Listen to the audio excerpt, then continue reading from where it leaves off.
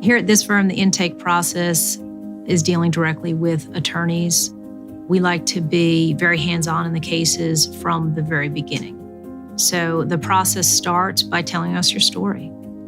This firm is not like a typical firm where you sign them up, settle the case, and move on to the next one.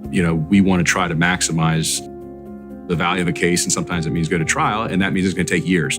If you have questions about who's to see and not to see, after 40 years, I have a pretty good idea of who, one, good doctors are. And I'm not looking for doctors necessarily that are going to be great for my case.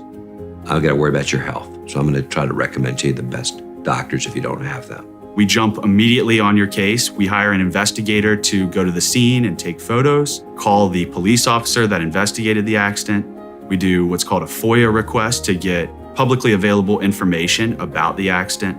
If it's early on in the case, we'll be in a period where we're aggressively investigating the case. We're going to look for every possible source of insurance coverage or other monetary coverage that the defendant may have. We're going to be researching the venue that the case is going to be in. We're going to be looking at, if ultimately the case was tried, what would the prospective jurors look like there? Who's the judge there? In order to get a fair amount, fair compensation, you've got to push the limits in terms of what you're forcing the other side to do. There's ways that we have, especially with technology now, to really bring to life what people go through. And unless somebody's willing to take that step and really capture those moments, it's difficult for someone on the other side to know what's fair. I love what I do. I love representing folks who put their lives in my hands and say, look, my whole life has been turned upside down.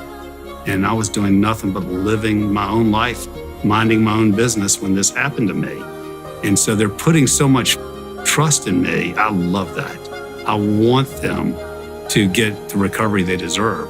Nothing makes me feel better than knowing at the end of the case that we've gotten justice.